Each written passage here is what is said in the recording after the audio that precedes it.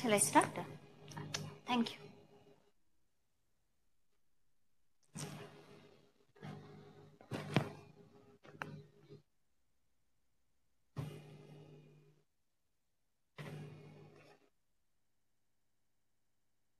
Welcome to Shankar academy.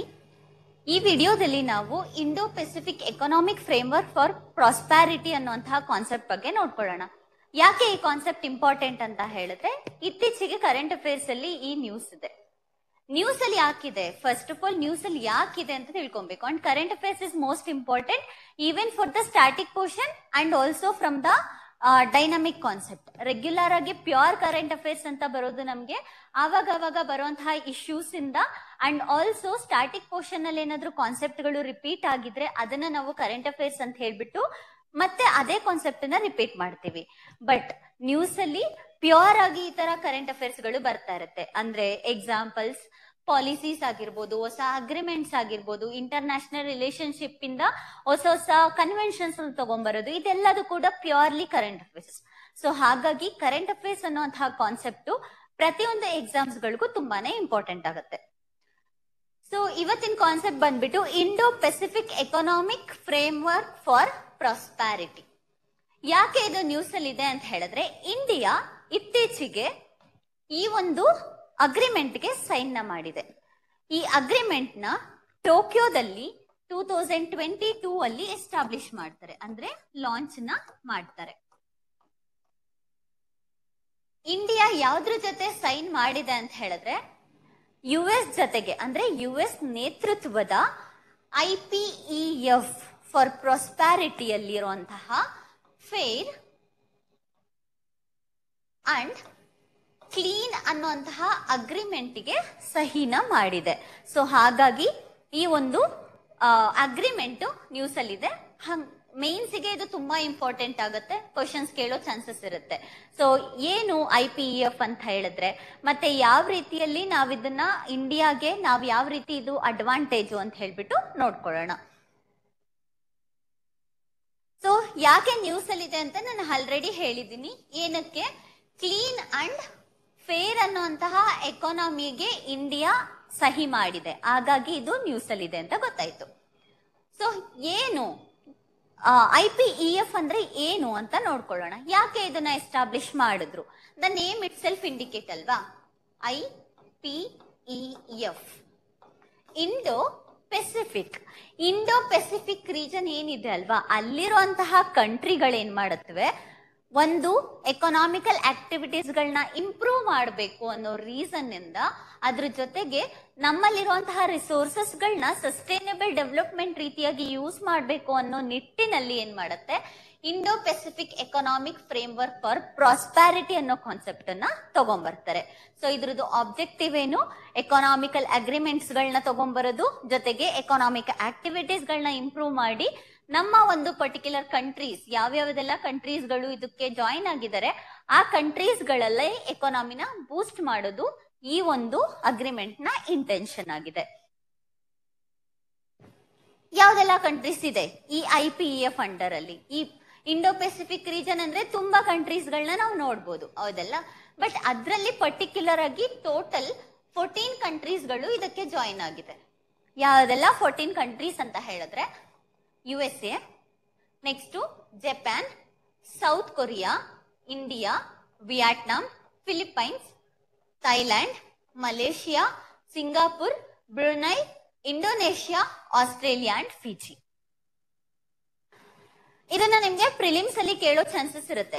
ಯಾವ ತರ ಕೇಳ್ತಾರೆ ಅಂತ ಹೇಳಿದ್ರೆ, IPEF ಅಲ್ಲಿ ಯಾವ್ದೆಲ್ಲ ಕಂಟ್ರೀಸ್ ಗಳು ಇದೆ ಅಥವಾ ಯಾವ್ದೆಲ್ಲ ಕಂಟ್ರೀಸ್ ಗಳು ಇಲ್ಲ, ಕರೆಕ್ಟ್ ಆಗಿರುವಂತದನ್ನ ಐಡೆಂಟಿಫೈ ಮಾಡಿ ಅಂತ ಕೇಳೋ ಚಾನ್ಸಸ್ ಇರುತ್ತೆ. ಸೊ ಹಾಗಾಗಿ ಈ ಕಂಟ್ರೀಸ್ ಗಳು ಇಂಪಾರ್ಟೆಂಟ್ ಆಗತ್ತೆ. ಆಲ್ರೆಡಿ ನಾವು ನೋಡ್ಕೊಂಡ್ವಿ IPEF ಅಲ್ಲಿರುವಂತಹ 2 ಪಿಲ್ಲರ್ಸ್ ಗಳಿಗೆ ಇಂಡಿಯಾ ಸೈನ್ ಮಾಡಿದೆ ಅಂತ. ಯಾವ್ದ್ಯಾವ್ದು? ಕ್ಲೀನ್ ಅಂಡ್ ಫೇರ್ ಅನ್ನುವಂತಹ ಎನರ್ಜಿಗೆ ಇಂಡಿಯಾ ಸೈನ್ ಮಾಡಿದೆ ಅಂತ ಗೊತ್ತಾಯ್ತು, ಕರೆಕ್ಟ್ ಅಲ್ವಾ? ಅದಕ್ಕಿಂತ ಮುಂಚೆ ಬೇರೆ ಯಾವ್ದೆಲ್ಲ ಕಾನ್ಸೆಪ್ಟ್ ಇದೆ ಈ ಒಂದು ಪರ್ಟಿಕ್ಯುಲರ್ IPEF ಅಂಡರ್ ಅಲ್ಲಿ ಅಂತ ನೋಡೋಣ. ಮೊದಲಿಗೆ ಟ್ರೇಡ್, ಎರಡನೇದು supply chain, clean economy, fair economy. ಇದರಲ್ಲಿ ಇಂಡಿಯಾ ಇಲ್ಲಿ ತನಕ ಸೈನ್ ಮಾಡಿರೋದು ಅಥವಾ ಜಾಯಿನ್ ಆಗಿರೋದು ಈ 3 ಅಗ್ರಿಮೆಂಟ್ಸ್ಗೆ ಮಾತ್ರ. ಯಾವ್ದ್ಯಾವ್ದು? Supply chain, clean economy and fair ಎಕಾನಮಿಗೆ ಮಾತ್ರ ಇಲ್ಲಿ ತನಕ ಇಂಡಿಯಾ ಸೈನ್ ಮಾಡಿದೆ ಅಥವಾ ಜಾಯಿನ್ ಆಗಿದೆ. ಈ ಟ್ರೇಡ್ ಅನ್ನುವಂತಹ ಅಗ್ರಿಮೆಂಟ್ಗೆ ಇಂಡಿಯಾ ಜಸ್ಟ್ ಅಬ್ಸರ್ವರ್ ಸ್ಟೇಟ್ ಅಲ್ಲಿ ಇದೆ, ಇನ್ನು ಕೂಡ ಅದಕ್ಕೆ ಜಾಯಿನ್ ಆಗಿಲ್ಲ. ಅಂಡ್ ಆಲ್ಸೋ ಈ 3 ಕೂಡ ಪ್ರಾಪರ್ ಆಗಿ ವರ್ಕ್ ಆಗ್ಬೇಕು. ಈ 14 ಕಂಟ್ರೀಸ್ ಏನಿದೆ ಜಾಯಿನ್ ಆಗಿರೋದು, ಅದ್ರ ಜೊತೆಗೆ ಈ 3 ಕೂಡ ಪ್ರಾಪರ್ ಆಗಿ ಕಮ್ಯುನಿಕೇಟ್ ಮಾಡ್ಬೇಕು, ಆ ಒಪ್ಪಂದನ ಪ್ರಾಪರ್ ಮಾಡ್ಬೇಕು ಅನ್ನೋ ರೀಸನ್ಗೋಸ್ಕರ ಓವರ್ ಆರ್ಚಿಂಗ್ ಅನ್ನುವಂತಹ ಒಂದು ಮಿನಿಸ್ಟ್ರಿನ ತಗೊಂಡ್ಬರ್ತಾರೆ. ಸೊ ಈ ಓವರ್ ಆರ್ಚಿಂಗ್ ಅಂತ ಅನ್ನೋದು ಇಟ್ಸ್ ಲೈಕ್ ಅ ಮಿನಿಸ್ಟ್ರಿ. ಈ 3 ಕೂಡ ಪ್ರಾಪರ್ ಆಗಿ ಅಬ್ಸರ್ವ್ ಮಾಡೋದಕ್ಕೆ ಮತ್ತೆ ಪ್ರಾಪರ್ ಮೇಂಟೆನೆನ್ಸ್, ಯಾವುದೇ ಜಗಳಗಳಿಲ್ದೆ ಮತ್ತೆ ಯಾವುದೇ ಇಂಡಿಫರೆನ್ಸ್ ಇಲ್ಲದೆ ಇಂಪ್ರೂವ್ ಮಾಡೋದಕ್ಕೋಸ್ಕರ ತಗೊಬಂದಿರುವಂತಹ ಪಾರ್ಟ್ ಆಗಿದೆ. ಸೊ ನಾವ್ ಯಾವುದೇ ಎಕ್ಸಾಂಪಲ್ಸ್ ಗಳನ್ನ ತಗೊಬಹುದು, ಯಾವುದೇ ಅಗ್ರಿಮೆಂಟ್ಸ್ ಗಳನ್ನ ತಗೊಬಹುದು. ಎನ್ವಿರಾನ್ಮೆಂಟ್ ರಿಲೇಟೆಡ್ ಅಗ್ರಿಮೆಂಟ್ಸ್ ಗಳನ್ನೇ ನಾವು ತಗೊಂಡ್ರೆ ಅದನ್ನ ನಾವು ಇಂಪ್ರೂವ್ ಮಾಡಬೇಕು ಅಂತ ಹೇಳಿದ್ರೆ ಫಂಡ್ ಇಂಪಾರ್ಟೆಂಟ್ ಆಗುತ್ತೆ, ಹೌದಲ್ಲ? ಸೊ ಆ ಫಂಡ್ ಗಳನ್ನ ಯಾರು ಮಾಡ್ತಾರೆ? ಈ IPEF ಅಂಡರ್ ಅಲ್ಲಿ ಯಾವ್ದೆಲ್ಲ ಫಂಡ್ಸ್ ಇದೆ, IPEF ನ ಇಂಪ್ರೂವ್ ಮಾಡೋದಕ್ಕೆ ಯಾವ್ದೆಲ್ಲ ಫಂಡ್ಸ್ ಇದೆ ಅಂತ ನೋಡೋಣ. ಮೊದಲಿಗೆ catalytic capital fund. Catalytic capital fund catalytic capital fund ನ ಯಾಕೆ ತಗೊಂಡ್ಬರ್ತಾರೆ ಅಂತ ಹೇಳಿದ್ರೆ, ಇಲ್ಲಿ ರಿಸೋರ್ಸಸ್ ಇದೆಲ್ಲ, ಈ ಇಂಡೋ ಪೆಸಿಫಿಕ್ ರೀಜನ್ ಇರೋದು ಒಂದು ಓಷನ್ ರೀಜನ್ ಅಲ್ಲಿ, ಹೌದಲ್ಲ? ಅಲ್ಲಿರುವಂತಹ ರಿಸೋರ್ಸಸ್ ಗಳನ್ನ ನಾವು ಪ್ರಾಪರ್ ಆಗಿ ಎಕ್ಸ್ಟ್ರಾಕ್ಟ್ ಮಾಡಿ ಯೂಸ್ ಮಾಡ್ಕೊಬೇಕು ಅಂತ ಹೇಳ್ಬಿಟ್ಟು, ಮತ್ತೆ ಎನ್ವಿರಾನ್ಮೆಂಟಲ್ ಪ್ರಾಜೆಕ್ಟ್ಸ್ ಗಳನ್ನ ಇಂಪ್ಲಿಮೆಂಟ್ ಮಾಡಬೇಕು ಅನ್ನೋ ರೀಸನ್ಗೋಸ್ಕರ ಕೆಟಲಿಟಿಕ್ ಕ್ಯಾಪಿಟಲ್ ಫಂಡ್ ಅನ್ನ ತಗೊಂಡ್ಬಂದಿದ್ದಾರೆ. ನೆಕ್ಸ್ಟ್ PGI ಇನ್ವೆಸ್ಟ್ಮೆಂಟ್ ಆಕ್ಸಿಲರೇಟರ್, ಇದು ಕೂಡ ಒಂದು ಫಂಡ್. ಎಕ್ಸಾಮ್ ಅಲ್ಲಿ ಯಾವ್ದೆಲ್ಲ IPEF ಅಂಡರ್ ಅಲ್ಲಿ ಫಂಡ್ ಇದೆ ಅಂತ ಕೇಳ್ಬೋದು, ಸೊ ಹಾಗಾಗಿ ಇದು ಇಂಪಾರ್ಟೆಂಟ್ ಆಗತ್ತೆ. PGI ಇನ್ವೆಸ್ಟ್ಮೆಂಟ್ ಆಕ್ಸಿಲರೇಟರ್ ಅಂತ ಹೇಳಿದ್ರೆ ಪ್ರೈವೇಟ್ ಮೆಂಬರ್ಸ್ ಇನ್ವೆಸ್ಟ್ಮೆಂಟ್ ಗಳನ್ನ ಇಂಪ್ರೂವ್ ಮಾಡೋದಕ್ಕೋಸ್ಕರ ತಗೊಬಂದಿರುವಂತಹ ಫಂಡ್ ಇದಾಗಿದೆ. ಪ್ರೈವೇಟ್ ಇನ್ವೆಸ್ಟ್ಮೆಂಟ್ ಗಳನ್ನ ಅಟ್ರಾಕ್ಟ್ ಮಾಡೋದಕ್ಕೆ ಅಥವಾ ಇಂಪ್ರೂವ್ ಮಾಡೋದಕ್ಕೆ ಇರುವಂತಹ ಫಂಡ್ PGI ಇನ್ವೆಸ್ಟ್ಮೆಂಟ್ ಆಕ್ಸಿಲರೇಟರ್ ಆಗಿದೆ.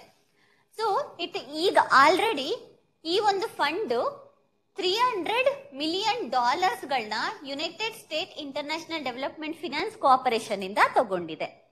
ಸೊ ಇದು ಫಂಡ್ ರಿಲೇಟೆಡ್. IPEF ಅಲ್ಲಿ ಯಾವುದೇ ಪ್ರಾಜೆಕ್ಟ್ ಮಾಡಿದ್ರು ಕೂಡ ಈ ಫಂಡ್ಗಳು ಅದಕ್ಕೆ ಹೆಲ್ಪ್ ಮಾಡುತ್ತೆ. ಯಾವುದೇ ಕಂಪನೀಸ್ ಆಗಿರ್ಬೋದು ಅಥವಾ ಯಾವುದೇ ನೇಷನ್ಸ್ ಆಗಿರ್ಬೋದು, ಅವಕ್ಕೆ ಹೆಲ್ಪ್ ಮಾಡುತ್ತೆ. ಸೊ ಬ್ಯಾಕ್ ಗ್ರೌಂಡ್ ಗೊತ್ತಾಯ್ತು ನಮ್ಗೆ, ಯಾವ ಕಂಟ್ರಿ ಅಂತ ಗೊತ್ತಾಯ್ತು, ಯಾವ್ದಾವ್ದು ಕಂಟ್ರೀಸ್ ಗಳು ಫಾರ್ಮ್ ಮಾಡಿರೋದು ಅಂತ ಗೊತ್ತಾಯ್ತು, ಫಂಡ್ ಯಾವ ತರ ಇದೆ ಅಂತ ಗೊತ್ತಾಯ್ತು, ಅದ್ರದ್ದು ಇಂಪಾರ್ಟೆಂಟ್ ಆಬ್ಜೆಕ್ಟಿವ್ ಏನು ಅಂತ ಗೊತ್ತಾಯ್ತು. ಬಟ್ ಅದ್ರದ್ದು ಪಿಲ್ಲರ್ಸ್, ಇಂಡಿಯಾ ಏನು 3ಕ್ಕೆ ಸೈನ್ ಮಾಡಿದೆ ಅಲ್ವಾ, ಅದ್ರ ಬಗ್ಗೆ ತಿಳ್ಕೊಳ್ಳೋಣ ಇವಾಗ. ಮೊದಲಿಗೆ supply chain. Basically supply chain ಅಂದ್ರೆ ಏನು? ಸಪ್ಲೈ ಚೈನ್ ಅಂತ ಹೇಳಿದ್ರೆ ಇವಾಗ ಗ್ರೂಪ್ ಆಫ್ ಮೆಂಬರ್ಸ್ ಇದ್ದಾರೆ, ಓಕೆನಾ? ಈ ಗ್ರೂಪ್ ಆಫ್ ಮೆಂಬರ್ಸ್ ಏನ್ ಮಾಡ್ತಾರೆ, ಒಂದು ಪ್ರಾಡಕ್ಟ್ ನ ಪ್ರಿಪೇರ್ ಮಾಡ್ತಾರೆ, ಕರೆಕ್ಟಾ? ಸೊ ಈ ಗ್ರೂಪ್ ಆಫ್ ಮೆಂಬರ್ಸ್ ಮಾತ್ರ ಪ್ರಾಡಕ್ಟ್ ಅನ್ನ ಪ್ರಿಪೇರ್ ಮಾಡಲ್ಲ. ಇಲ್ಲೊಂದು ಕಂಪನಿ ಇದೆ ಅಂತ ಹೇಳಿದ್ರೆ ಈ ಕಂಪನಿ ಕೂಡ ಕೆಲವೊಂದು ಪ್ರಾಡಕ್ಟ್ಸ್ ಗಳನ್ನ ಪ್ರಿಪೇರ್ ಮಾಡುತ್ತೆ, ಕರೆಕ್ಟಾ? ಪ್ರಿಪೇರ್ ಮಾಡುವಂತಹ ಪ್ರಾಡಕ್ಟ್ಸ್ ಗಳನ್ನ ನಾವು ನಮ್ಮಲ್ಲೇ ಇಟ್ಕೊಳ್ತೀವಾ? ಇಲ್ಲ, ಹೌದಲ್ಲ?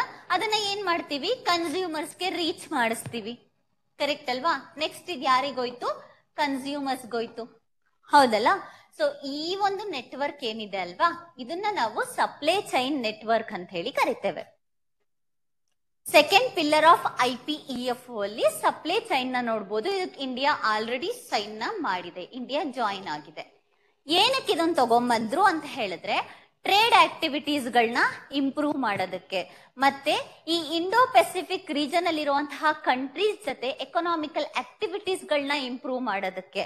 ಅಷ್ಟೇ ಅಲ್ಲ, ಇವ್ರಗಳ ಮಧ್ಯೆ ಏನಾದ್ರು ಇಂಡಿಫರೆನ್ಸಸ್ ಬಂದ್ರೆ ಅದನ್ನು ಕೂಡ ಪೀಸ್ಫುಲ್ ಆಗಿ ನಾವು ಕ್ಲಿಯರ್ ಮಾಡೋದಕ್ಕೋಸ್ಕರ IPEF ಅನ್ನುವಂತಹ ಕಾನ್ಸೆಪ್ಟ್ ಅಲ್ಲಿ ಸಪ್ಲೈ ಚೈನ್ ನ ತಗೊಂಡ್ಬರ್ತಾರೆ. ಸೊ ಇಲ್ಲಿ ಗೊತ್ತಾಯ್ತು ನಮ್ಗೆ, ಪ್ರಾಡಕ್ಟ್ ಕನ್ಸ್ಯೂಮರ್ಸ್ ನ ನೋಡಿದ್ವಿ. ಈ ಪ್ರಾಡಕ್ಟ್ಸ್ ಗಳನ್ನ ಪ್ರಿಪೇರ್ ಮಾಡೋದಕ್ಕೆ ಯಾರು ಬೇಕು? ವರ್ಕರ್ಸ್, ಹೌದಲ್ಲ?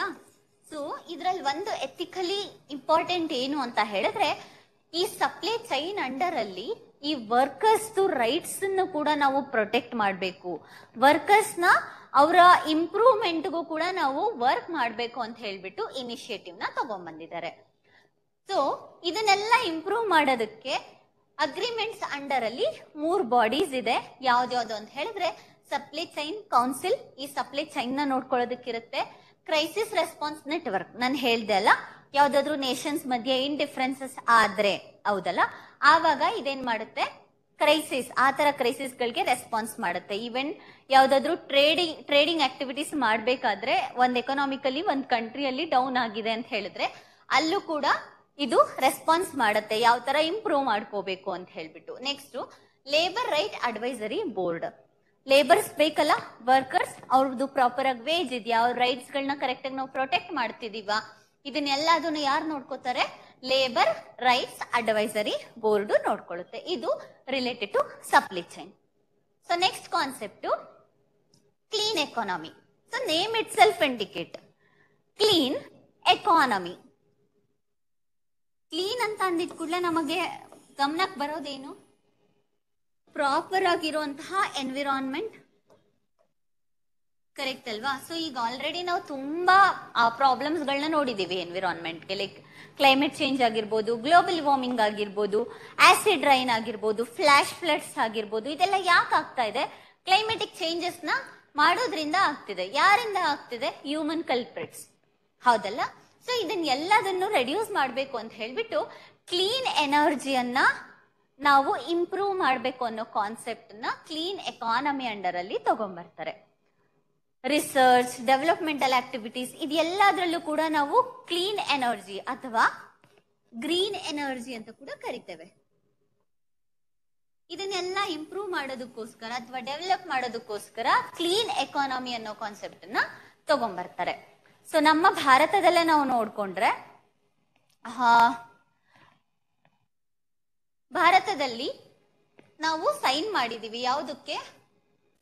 ಝೀರೋ ಕಾರ್ಬನ್ ಎಮಿಷನ್ಗೆ. ಝೀರೋ ಕಾರ್ಬನ್ ಎಮಿಷನ್ ನಾವು ಕಾರ್ಬನ್ ನ್ಯೂಟ್ರಾಲಿಟಿ ಅಂತ ಕೂಡ ಕರಿತೀವಿ. ಅಂದ್ರೆ ಎಷ್ಟು ಕಾರ್ಬನ್ ಎಮಿಟ್ ಆಗ್ತಿದೆ ಅಷ್ಟೇ ಕಾರ್ಬನ್ ಅಬ್ಸಾರ್ಬ್ ಆಗ್ಬೇಕು, ಅದನ್ನ ನಾವು ಕಾರ್ಬನ್ ನ್ಯೂಟ್ರಾಲಿಟಿ ಅಂತ ಹೇಳಿ ಕರಿತೇವೆ. ಸೊ ಇದಕ್ಕೆ ಇಂಡಿಯಾ ಸೈನ್ ಮಾಡಿರೋದ್ರಿಂದ ನಾವು 2070 ಒಳಗಡೆ ಈ ಒಂದು ಟಾರ್ಗೆಟ್ ಏನಿದೆ ಅದನ್ನ ಅಚೀವ್ ಮಾಡೋದಕ್ಕೆ ಕ್ಲೀನ್ ಎಕಾನಮಿ ಹೆಲ್ಪ್ ಮಾಡುತ್ತೆ. And also green building codes ಗಳನ್ನ ಕೇಳಿರ್ಬೋದು, ಅಂಡ್ ಗ್ರೀನ್ ಬಿಲ್ಡಿಂಗ್ಸ್ ಗಳನ್ನ ನೋಡಿರ್ಬೋದು. ಆಮೇಲೆ ಎನರ್ಜಿ ಎಫಿಷಿಯನ್ಸಿ ಸ್ಟ್ರಕ್ಚರ್ಸ್ ಗಳು ಅಥವಾ ಎನರ್ಜಿ ಎಫಿಷಿಯನ್ಸಿ ಪ್ರಾಡಕ್ಟ್ಸ್ ಗಳು, ಅಂಡ್ ಆಲ್ಸೋ ಇಂಡಿಯಾದ national climate change action plan ಇದೆ ಅಲ್ವಾ, ಅದಕ್ಕೂ ಕೂಡ ಇದು ಹೆಲ್ಪ್ ಆಗತ್ತೆ ಅಂತ ಹೇಳ್ಬಿಟ್ಟು, ನಮ್ಗೆ ಇದು ಸಪೋರ್ಟ್ ಮಾಡುತ್ತೆ ಅಂತ ಹೇಳ್ಬಿಟ್ಟು ಇಂಡಿಯಾ ಏನ್ ಮಾಡಿದೆ, ಕ್ಲೀನ್ ಎಕಾನಮಿ ಅನ್ನೋ ಕಾನ್ಸೆಪ್ಟ್ ಗೆ ಸಹಿ ಮಾಡಿದೆ. Next, fair economy. Fair economy name ಅಲ್ಲೇ ಇದೆ ಏನು, ಈ ಎಲ್ಲಾ ಕಂಟ್ರೀಸ್ ಗಳಿಗೂ ಕೂಡ ಏನೇನೆಲ್ಲ ಸಿಗ್ನೇಟರೀಸ್ ಇದಾರಲ್ಲ ಅವ್ರೆಲ್ಲರಿಗೂ ಕೂಡ ಫೇರ್ ಆಗಿ ವರ್ಕ್ ಮಾಡಬೇಕು ಅಂತ ಹೇಳ್ಬಿಟ್ಟು. ಸೊ ಹಾಗಾಗಿ ಇದು ಆಂಟಿ ಕರಪ್ಷನ್ ನ ಎನ್ಹಾನ್ಸ್ ಮಾಡೋದಕ್ಕೆ ಹೆಲ್ಪ್ ಮಾಡುತ್ತೆ. ಸೊ ಕರಪ್ಷನ್ ಏನಿದೆ ಅದನ್ನ ರೆಡ್ಯೂಸ್ ಮಾಡುತ್ತೆ, ಟ್ರೇಡಿಂಗ್ ಅಲ್ಲಿ ಟ್ರಾನ್ಸ್ಪರೆನ್ಸಿನ ಇನ್ಕ್ರೀಸ್ ಮಾಡುತ್ತೆ. ಸೊ ಇದೆಲ್ಲದನ್ನು ಮಾಡೋದ್ರಿಂದ and also strengthening the aunty corruption efforts, ಕರೆಕ್ಟಾ? ಸೊ ಇದೆಲ್ಲದನ್ನು ಮಾಡೋದ್ರಿಂದ ಇಂಡಿಯಾ ಅದಕ್ಕೆ ಸೈನ್ ಮಾಡಿರೋದ್ರಿಂದ ಅಡ್ವಾಂಟೇಜ್ ಏನು, ವೇ ಫಾರ್ವರ್ಡ್ ಏನು ಅಂತ ನೋಡ್ಕೊಂಡ್ರೆ, ನಮ್ಗೆ ಚೀನಾ ಇಂದ ಎಷ್ಟೋ ಪ್ರಾಡಕ್ಟ್ಸ್ ಗಳಿಗೆ ಡಿಪೆಂಡ್ ಆಗಿದ್ದೀವಿ, ಹೌದಾ? ಸೊ ಆ ಚೀನಾ ಇಂದ ಬರ್ತಿರುವಂತಹ ಪ್ರಾಡಕ್ಟ್ಸ್ ಗಳನ್ನ ನಾವು ಅವಾಯ್ಡ್ ಮಾಡ್ಬೋದು. ಸೆಕೆಂಡ್ ಥಿಂಗ್, ನಾವಿಲ್ಲಿ ನೋಡ್ಕೊಂಡ್ವಿ ವರ್ಕರ್ಸ್ ರೈಟ್ಸ್ ಗಳನ್ನ ಪ್ರೊಟೆಕ್ಟ್ ಮಾಡ್ತೀವಿ ಅಂತ. ಸೊ ನಾವ್ ಯಾವಾಗ ವರ್ಕರ್ಸ್ಗೆ ಪ್ರಿಫರೆನ್ಸ್ ನ ಕೊಡ್ತೀವಿ, ಯಾವಾಗ ಅವ್ರ ರೈಟ್ಸ್ ಗಳನ್ನ ನಾವು ಪ್ರೊಟೆಕ್ಟ್ ಮಾಡ್ತಾ ಹೋಗ್ತೀವಿ, ಸೆಕೆಂಡ್ ಥಿಂಗ್ ಏನಾಗತ್ತೆ, ನಮ್ಮ ದೇಶದಲ್ಲಿ ಪಾಪ್ಯುಲೇಷನ್, ನಮ್ಮ ದೇಶದಲ್ಲಿರುವಂತಹ ವರ್ಕಿಂಗ್ ಪಾಪ್ಯುಲೇಷನ್ ಜಾಸ್ತಿ ಆಗ್ತಾ ಹೋಗುತ್ತೆ, ಕರೆಕ್ಟ್ ಅಲ್ವಾ? ಎಂಪ್ಲಾಯ್ಮೆಂಟ್ ಜನರೇಷನ್ ಆಗುತ್ತೆ. ಅಂಡ್ ಥರ್ಡ್ ಥಿಂಗ್ ಬಂದ್ಬಿಟ್ಟು, ನಮ್ಮ ದೇಶದ ಮೇನ್ ಗುರಿ ಆಗಿರುವಂತಹ ಆತ್ಮನಿರ್ಭರ್ ಭಾರತ್ನ ತಗೊಂಡ್ಬರ್ಬೇಕು ಅಂತ ನಮ್ದು ಏನ್ ಇಂಟೆನ್ಷನ್ ಇದೆ ಅದಕ್ಕೂ ಕೂಡ ಇದು ಸಪೋರ್ಟ್ ಆಗುತ್ತೆ. ಇದಿಷ್ಟು ಕೂಡ ನಮ್ಗೆ Indo Pacific Economic Framework for Prosperity ಇಂದ ಬೇಕಾಗಿರುವಂತಹ ಕಾನ್ಸೆಪ್ಟ್. ಏನಾದ್ರೂ ಡೌಟ್ಸ್ ಇದ್ರೆ ಕಮೆಂಟ್ ಸೆಕ್ಷನ್ ಅಲ್ಲಿ ಕಮೆಂಟ್ ಮಾಡಿ. Thank you for watching.